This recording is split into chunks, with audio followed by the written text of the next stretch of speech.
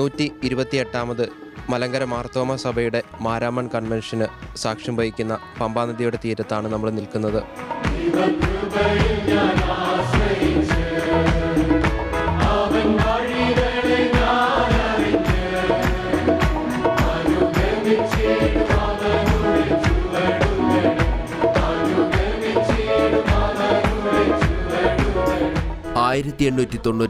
മാർത്തോമ മെത്രാപ്പോലിത്തയായിരുന്ന തീത്തുസ് ഒന്നാമൻ തിരുമേനിയാൽ തുടക്കം കുറിച്ച മാരാമൺ കൺവെൻഷൻ ഇന്ന് ഏഷ്യയിലെ ഏറ്റവും വലിയ ക്രൈസ്തവ സംഗമമായി മാറിയിരിക്കുകയാണ്.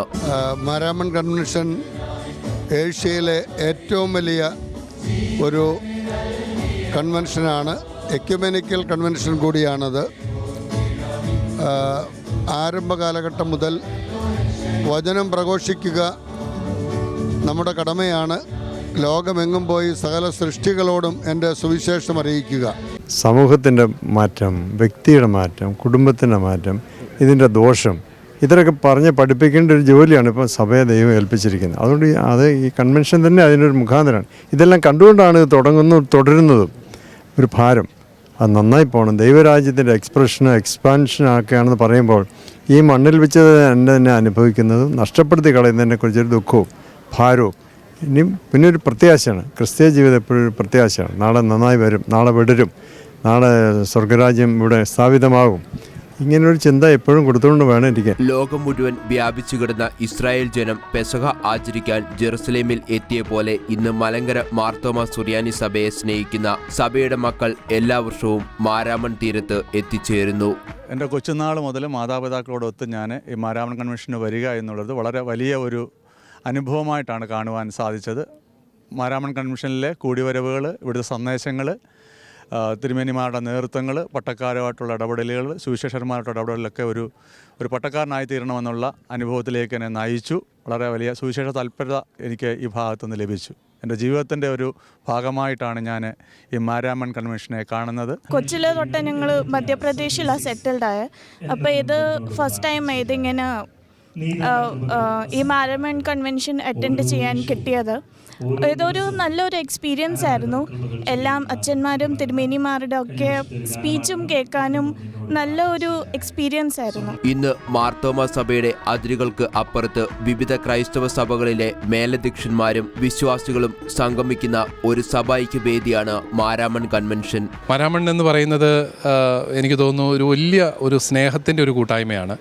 കാരണം പല വിശ്വാസങ്ങളുള്ളവർ, രാഷ്ട്രീയ മേഖലയിലുള്ളവർ, പല സംഘടനകളിൽപ്പെട്ടവർ, അവരെല്ലാവരെയും ഈ സ്നേഹകൂടാരത്തിലേക്ക് ഒരുമിച്ച് കൊണ്ടുവരികയാണ്. അതുപോലെ തന്നെ വ്യത്യസ്ത സഭകളിൽ നിന്ന് ഉള്ള പിതാക്കന്മാർ എല്ലാവരും ഇവിടെ ഒരുമിച്ച് കൂടുന്നു. ആയിരക്കണക്കിന് ആൾക്കാർ ഇരുന്ന് വചനം കേൾക്കുന്നു. വചനം കേൾക്കാൻ വേണ്ടി മാത്രം വരുന്ന ഒരു സമൂഹം, അത് ഒരു വലിയ വിസ്മയം തന്നെയാണ്. അപ്പോൾ അതുകൊണ്ട് എനിക്ക് തോന്നുന്നു മാരാമണിൻ്റെ ഒരു പ്രത്യേക സംസ്കാരം തന്നെ അത് മാനവികതയെ, നന്മയെ എല്ലാം പരിപോഷിപ്പിക്കുന്ന ഒരു സംസ്കാരമാണ്. മാർത്തോമ സഭയിലെ പല പ്രധാന സംഘടനകളുടെയും മാറ്റങ്ങളുടെയും തുടക്കം കുറിച്ചത് മാരാമൺ കൺവെൻഷനിൽ നിന്നാണ്. ഒരു വിധത്തിൽ പറഞ്ഞ ഈ ഷെഡാണ് മാർത്തോമ സഭയിലെ പട്ടക്കാരൊരു ജീവനാഡി എന്ന് പറയുന്നത്. ഇവിടെ ഇരുന്നു കൊണ്ടാണ് സഭയുടെ പല കാര്യങ്ങളും അനൗദ്യോഗികമായി മനസ്സ് തുറക്കുകയും പരസ്പരം പങ്കിടുകയൊക്കെ ചെയ്യുന്നത്. ഇവിടെ ഞങ്ങൾക്ക് മറ്റ് ജാടകളൊന്നുമില്ല. ഹൃദയത്തോട് ഹൃദയം സംവേദിക്കുന്ന ഒരിടമാണിത്. ഈ കൺവെൻഷൻ വരുന്ന സകല പട്ടക്കാരും ഈ ഷെഡിലൂടെ കയറി ഇറങ്ങും. അപ്പം അങ്ങനെയുള്ള ആ ഒരു അനുഭവമാണ് മാരാമൺ കൺവെൻഷൻ. അങ്ങനെ ഒരു ഹൃദ്യമായ ഒരു ബന്ധങ്ങൾ ഞങ്ങൾ അച്ഛന്മാരുമായിട്ടുണ്ട്. ഞങ്ങളുടെ മൂത്ത അച്ഛന്മാരുമായിട്ടുണ്ട്, ഇളയ അച്ഛന്മാരുമായിട്ടുണ്ട് ഒരു സഹോദരി ബന്ധം.